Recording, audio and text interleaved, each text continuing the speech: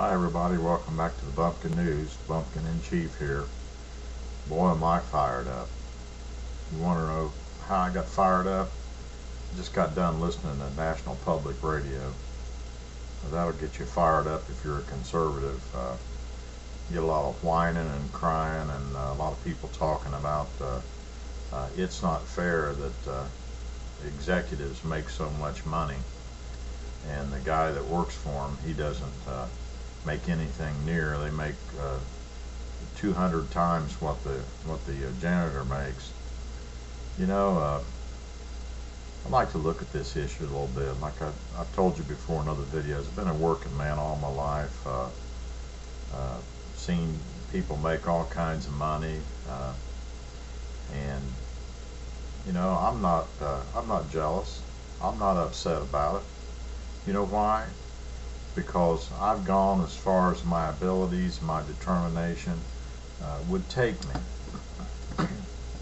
And these people that are executives, somebody gives them that money. Now let's look at this free market. Okay, I mean this is what America is based upon. You do what you want to do. Okay, you're upset that executives they make too much money. Well, where do they get this money? Where do they get all the money? Where does the government get its money? It gets it from me and you. Where do companies get their money? They get it from me and you. If I don't like an executive's pay, if I think an executive of a company makes too much money, I don't buy their products. If I don't like how their political affiliation, I don't buy their products. If I don't like what the CEO eats for breakfast, I don't buy their products. That's what America's all about. You got the freedom to buy or not to buy. I'd buy somewhere else. You say, well, I have to buy their products. Well, I don't think so. I think there's maybe in the petroleum industry that might be a little different. If you're in a small town somewhere and you know, we've seen the things that, as a matter of fact, nearby where I live, there's a distribution terminal for gasoline, and a lot of the tankers that access that are from different companies. In other words, they use the same gas but sell it under a different name. That might be a little different, but I think in the other aspects of consumer goods, you've got a choice, and I'm not going to buy them if I think they make too much money. Obviously, if they're making that much money, it's there for them to get one way or another. Either they've been given it by the consumers that buy their products, or the stockholders have purchased that stock and given the company a revenue stream, at least temporarily. And that is the nature of business. You invest in business that you believe is a business that you think it would be profitable, or you think that would be a good, solid, sound business, something that matches your interests, your goals, your values, whatever it might be. Hey, this is America. Wake up, people. You do what you want to do. Yeah.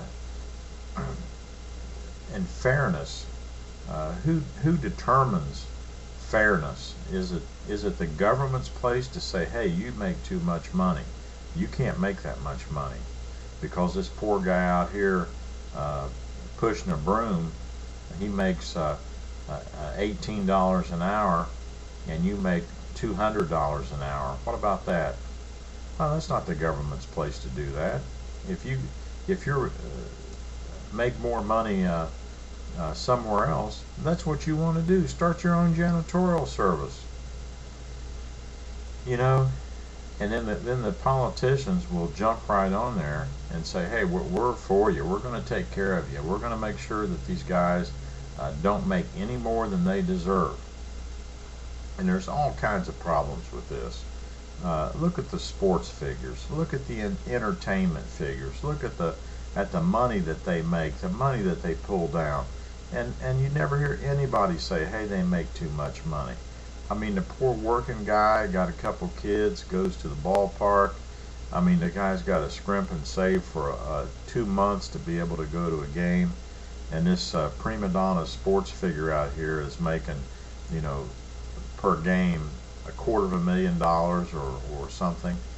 You know, who said that's fair? Don't go to the game. If people would not go to the games, then the compensation would come down to what you think they should make. If you think they make too much money, don't go to the games. If you think the guy on TV or the woman on TV makes an exorbitant income, don't watch the program. Don't buy the products from the sponsors. You got the power to do this. No, whine and cry about it. It's a bunch of crybabies out there complaining about all this stuff. You know, and the politicians, they love this. You know, they will get right on board with all this. Yeah, we're going to take care of it. We're going to cut the pay. We're going to watch the pay of these people. Yeah, oh yeah, they're really in your corner. You know what happened in the Obama administration? His pay czar recently, it was revealed that $1.8 billion of taxpayer money went to provide compensation for executives of the bailed out failed companies. That's right. The United States taxpayer paid $1.8 billion in bonuses for these executives of the bailed out companies. And you know what the pay czar said when he was confronted with this?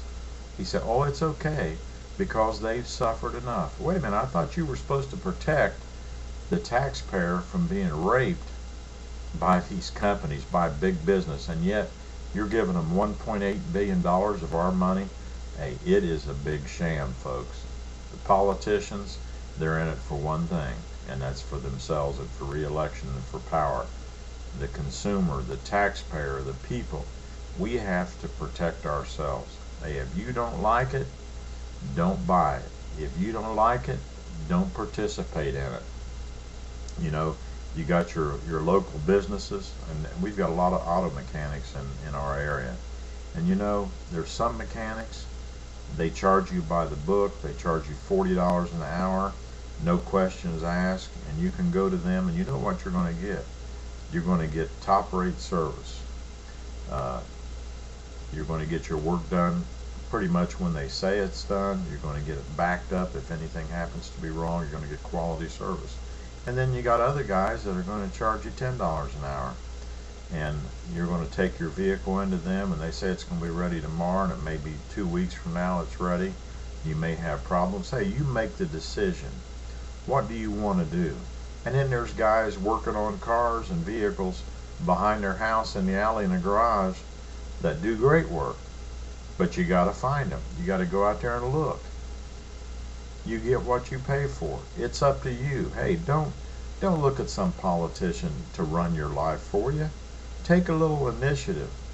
Go out there and make some decisions. And if these people aren't serving your interests or your values or whatever you think is right or wrong, don't patronize them.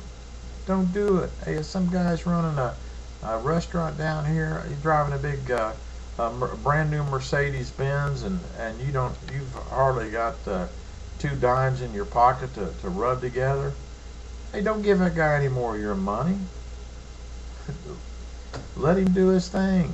You do your thing. And if enough people are upset with that, they'll shut him down. They'll put him out of business. It's up to the consumer to do that. You make your decisions. Had to get that little rant off. NPR radio does that to me. Let me know what you think. Talk to you later.